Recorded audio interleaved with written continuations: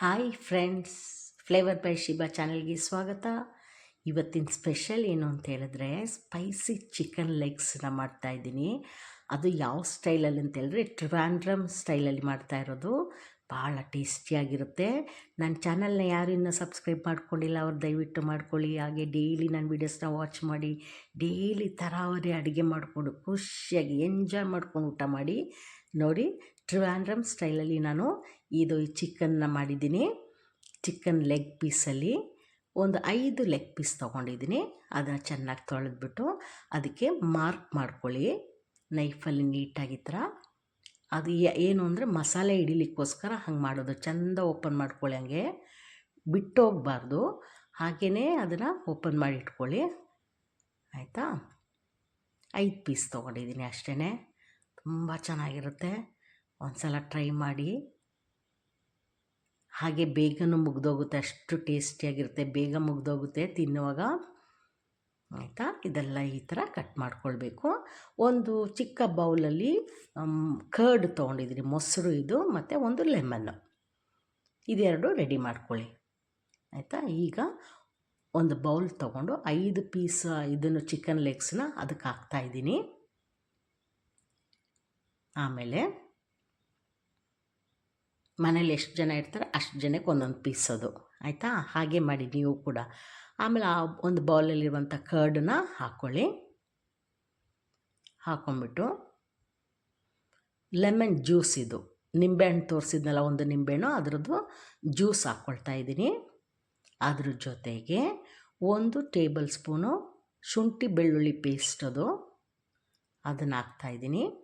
ಆಮೇಲೆ ಇದು ಸಾಲ್ಟ್, ಉಪ್ಪು ಹಾಕ್ತಾಯಿದ್ದೀನಿ. ಜಿಂಜರ್ ಗಾರ್ಲಿಕ್ ಪೇಸ್ಟು, ಸಾಲ್ಟು, ಮತ್ತು 1 ಸ್ಪೂನು ಧನಿಯಾ ಪೌಡ್ರು, ಕೊರಿಂಡರ್ ಪೌಡರ್, ಮತ್ತು ಚಿಲ್ಲಿ ಪೌಡ್ರು 1 ಟೇಬಲ್ ಸ್ಪೂನು. ಹಾಗೆ ಅದ್ರ ಜೊತೆಗೆ ಅರ್ಧ ಸ್ಪೂನು ಗರಂ ಮಸಾಲ ಪೌಡ್ರ್ ಹಾಕ್ತಾಯಿದ್ದೀನಿ. ನಾನೇ ಮನೇಲಿ ಪೌಡ್ರ್ ಮಾಡಿ ಇಟ್ಕೊಂಡಿರ್ತೀನಿ, ಅದಕ್ಕೆ ಸ್ವಲ್ಪ ಅದು ತರಿಯಾಗಿ ಕಾಣೋದು. ಸ್ವಲ್ಪ ಅರಿಶಿನ ಪುಡಿ ಹಾಕ್ಕೊಳ್ಳಿ. ಎಲ್ಲವನ್ನು ಚೆಂದ ಮಿಕ್ಸ್ ಮಾಡಿಬಿಟ್ಟು ಒಂದು ಹಾಫ್ ಆನ್ ಅವರ್ ಇಡಬೇಕು. 30 ಮಿನಿಟ್ಸ್, 30 ನಿಮಿಷಗಳ ಕಾಲ ಅದನ್ನು ಹಾಗೆ ಇಡಿ, ಆಯಿತಾ.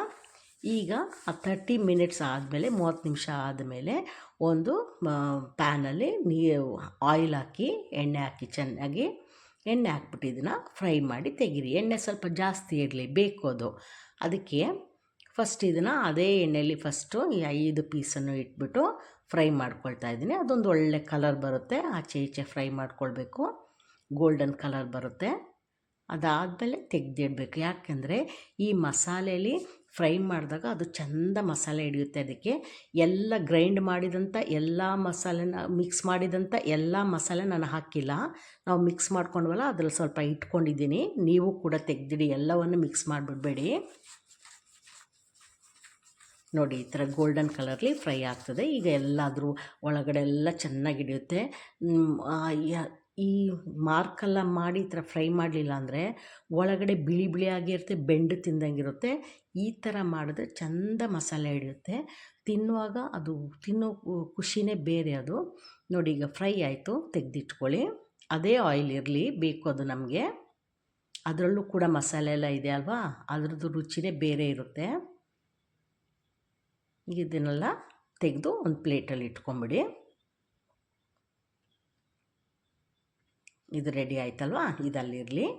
ಆ ಆಯಿಲ್ಗೆ ಒಂದು 2 ಆನಿಯನ್ ತೊಗೊಂಡಿದ್ದೀನಿ, ಈರುಳ್ಳಿ 2 ತೊಗೊಂಡು ಸಣ್ಣ ಸಣ್ಣದಾಗಿ ಹೆಚ್ಕೊಂಡಿದ್ದೀನಿ.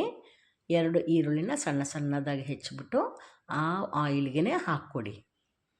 ಈರುಳ್ಳಿ ಚೆನ್ನಾಗಿ ಬಾಡಲಿ, ಆಯಿತಾ. ಚೆನ್ನಾಗಿ ಬಾಡಲಿ. ಆ ಈರುಳ್ಳಿದೇ ನಮಗೆ ಗ್ರೇವಿ ಸಿಗೋದು. ಅದು ಚೆನ್ನಾಗಿ ಬಾಡಿದ್ಮೇಲೆ ಎಣ್ಣೆಯಲ್ಲಿ ಬಾಡಿ ಅದು ಅದ್ರದ್ದೆಲ್ಲ ರಸ ಬಿಟ್ಕೊಳುತ್ತಲ್ಲ, ಆಗ ಗ್ರೇವಿ ಸಿಗುತ್ತೆ. ಅದಕ್ಕೆ 2 ಈರುಳ್ಳಿ ಹಾಕಬೇಕು. ಆಮೇಲೆ ಒಂದು 4 ಹಸಿಮೆಣಸಿನ್ಕಾಯಿ ಹಾಕ್ಕೊಳ್ಳಿ, ಸೀಳ್ಬಿಟ್ಟು ಹಾಕ್ಕೊಳ್ಳಿ, ಆಯಿತಾ. ಅದ್ರ ಜೊತೆಗೆ 2 ಟೊಮೆಟೊನ ಸಣ್ಣ ಸಣ್ಣದಾಗಿ ಹೆಚ್ಚಿಬಿಟ್ಟು ಹಾಕ್ಕೊಳ್ತಾ ಇದ್ದೀನಿ. ಅದೆಲ್ಲವನ್ನು ಚೆನ್ನಾಗಿ ಮಿಕ್ಸ್ ಮಾಡಿ, ಅದೇ ಆಯಿಲಲ್ಲಿ ಚೆಂದ ಮಿಕ್ಸ್ ಆಗಲಿ. ನೋಡಿ, ಈ ಥರ ಚೆನ್ನಾಗಿ ಹಾಕಬೇಕು. ಫುಲ್ ಫ್ಲೇಮಲ್ಲೇ ಇಡಿ. ಅವಾಗ ಚೆನ್ನಾಗಿ ಮಿಕ್ಸ್ ಆಗಿ ಅದೊಂಥರ ಬೆಂದಂಗೆ ಆಗುವಾಗ ಅದ್ರದ್ದು ಆಯಿಲೆಲ್ಲ ಮೇಲೆ ಬಿಟ್ಕೊಳುತ್ತೆ. ಈ ಟೈಮಲ್ಲಿ ಮೆಹತಿ ಹಾಕ್ತಾಯಿದ್ದೀನಿ. ಮೆಂತ್ಯದು ಸೊಪ್ಪದು ಡ್ರೈ ಬರುತ್ತಲ್ಲ ಅದು ಹಾಕಿ 2 ಚಕ್ಕೆದ ಎಲೆ ಹಾಕ್ಕೊಳ್ತಾಯಿದ್ದೀನಿ. ಈ ಮೆಹತಿ ಸೊಪ್ಪು ಹಾಕೋ ಟೇಸ್ಟೇ ಬೇರೆ. ನೋಡಿ ನಾನು ಮಸಾಲೆ ಮಿಕ್ಸ್ ಮಾಡಿಬಿಟ್ಟು ಅದೆಲ್ಲ ಅಪ್ಲೈ ಮಾಡಿದ್ನಲ್ಲ ಚಿಕನ್ದು ಲೆಗ್ಸಿಗೆ, ಉಳಿದಿರೋದನ್ನ ಈಗ ಹಾಕ್ತಾಯಿದ್ದೀನಿ. ಇದಕ್ಕೆ ಹಾಕ್ತಾಯಿದ್ದೀನಿ. ಹಾಕಿದಾಗ ಸ್ವಲ್ಪ ಇನ್ನೂ ತಿಕ್ಕಾಯಿತು, ಗ್ರೇವಿ ತಿಕ್ಕಾಯಿತು. 1 ಸ್ಪೂನ್ ಪೆಪ್ಪರ್ ಪೌಡ್ರ್ ಕೂಡ ಹಾಕಿ, ಕರಿಮೆಣಸಿನ ಪುಡಿ ಅದು ಜೊತೆಗೆ ಇನ್ನೊಂದು ಸ್ವಲ್ಪ ಗರಂ ಮಸಾಲನೂ ಹಾಕಿ ಅರ್ಧ ಸ್ಪೂನು. ಆಲ್ರೆಡಿ ಮಿಕ್ಸ್ ಮಾಡಿದಾಗಲೂ ಹಾಕಿದ್ದೀವಿ, ಇದಕ್ಕೂ ಹಾಕ್ತಾಯಿದ್ದೀವಿ. ಮತ್ತು ಉಪ್ಪು ಬೇಕು, ಇದಕ್ಕೂ ಉಪ್ಪು ಹಾಕ್ಕೊಳ್ಳಿ. ಉಪ್ಪು ಹಾಕಿ ಚೆಂದ ಮಿಕ್ಸ್ ಮಾಡಿ. ನೋಡಿ ಎಷ್ಟು ಚೆನ್ನಾಗಿ ಬೆಂದಿದೆ ಅಲ್ವಾ. ಈ ಟೈಮಲ್ಲಿ ಆ ಲೆಗ್ ಪೀಸ್ ಹಾಕ್ಕೊಂಡು ಅದು ಚೆನ್ನಾಗಿ ಒಂದು ಮುಚ್ಚಿಟ್ಬಿಟ್ಟು ಸಿಮ್ಮಲ್ಲಿಡಿ. ಸ್ಟವ್ದು ಫ್ಲೇಮ್ನ ಸಿಮ್ಮಲ್ಲಿ ಇಟ್ಬಿಟ್ಟು ಮುಚ್ಚಿಡಿ. ಮತ್ತೆ ಅದ್ರದ್ದು ಆಯಿಲ್, ಆ ಗ್ರೇವಿ ಎಲ್ಲ ಅದಕ್ಕೆ ಹಿಡೀಲಿ. ಅಷ್ಟರಲ್ಲಿ ನಮಗೆ ಒಂದು ಅರ್ಧ ಹೋಳು ತೆಂಗಿನಕಾಯಿ ತೆಗೆದ್ಬಿಟ್ಟು ಅದನ್ನು ಮಿಕ್ಸಿಗೆ ಹಾಕಿ ಗ್ರೈಂಡ್ ಮಾಡ್ಕೊಳ್ಬೇಕು. ಆಯಿತಾ. ಇದನ್ನು ಉಲ್ಟ ಮಾಡಿಬಿಟ್ಟು ಮತ್ತೆ ಮುಚ್ಚಿಟ್ಬಿಟ್ಟು ನಮಗೆ ಮಿಕ್ಸಿದು ಕೆಲಸ ನೋಡೋಣ ಈಗ. ನೋಡಿ ಎಷ್ಟು ಚೆನ್ನಾಗಿ ಮಸಾಲೆ ಹಿಡ್ದಿರುತ್ತೆ ಅಂದರೆ ರೈಸ್ಗೂ ಚೆಂದ, ಪರೋಟ, ಪೂರಿ, ನಾನ್, ಬಟರ್ ನಾನ್ ಅದಕ್ಕೆಲ್ಲ ತುಂಬ ಚೆನ್ನಾಗಿರುತ್ತೆ. ಮಾಡಿ ಇದನ್ನು ನಿಜವಾಗ್ಲೂ ತುಂಬ ಖುಷಿಯಾಗಿ ತಿನ್ಬೋದು.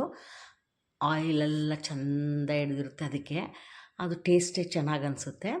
ಈಗ ಇದನ್ನೆಲ್ಲ ಉಲ್ಟ ಮಾಡಿದ್ವಿ. ಈಗ ಆ ಮಿಕ್ಸಿ ಜಾರ್ಗೆ ಹಾಕ್ಕೊಂಬಿಟ್ಟು ನಮಗೆ ತೆಂಗಿನಕಾಯಿನ ಕೋಕೋನಟ್, ಅರ್ಧ ಹೋಳು ಕೋಕೋನಟ್ನ ಗ್ರೈಂಡ್ ಮಾಡಿದ್ದನ್ನ ತಿಕ್ಕಾಗಿ ಗ್ರೈಂಡ್ ಮಾಡ್ಕೊಳ್ಬೇಕು. ಸ್ವಲ್ಪ ನೀರು ಹಾಕಿ ಈ ಥರ ತಿಕ್ಕಾಗಿರಬೇಕು. ಇದ್ರದ್ದು ಹಾಲನ್ನ ಸ್ಪೂನಲ್ಲಿ ಚೆನ್ನಾಗಿ ಪ್ರೆಸ್ ಮಾಡಿ ತೆಗೀರಿ. ಜಾಸ್ತಿ ನೀರು ಹಾಕಬೇಡಿ, ತಿಕ್ಕಾಗಬೇಕು, ಗಟ್ಟಿ ಇರಬೇಕು ಹಾಲು. ತೆಂಗಿನ ಹಾಲು ಗಟ್ಟಿ ಇರಬೇಕು. ಇದನ್ನು ಮತ್ತೆ ಬೇರೆ ಯಾವುದಕ್ಕಾದ್ರೂ ನೀವು ಯೂಸ್ ಮಾಡ್ಕೊಳ್ಬೋದು. ನೋಡಿ ಈ ಥರ ಗಟ್ಟಿ ಇರಬೇಕು. ಪಾತ್ರೆಯಲ್ಲಿ ನೋಡಿ ಹೆಂಗೆ ಅಂಟ್ಕೊಳ್ತಿದೆ ನೋಡಿ, ಹಿಂಗೆ ಗಟ್ಟಿ ಇರಬೇಕು.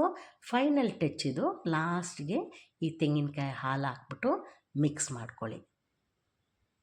ರುಚಿ ಹೆಂಗಿರುತ್ತೆ ಅಂದರೆ ನೀವು ತಿಂದಾಗಲೇ ಅದು ಗೊತ್ತಾಗೋದು ಹೇಗಿರುತ್ತೆ ಅಂತೇಳಿ.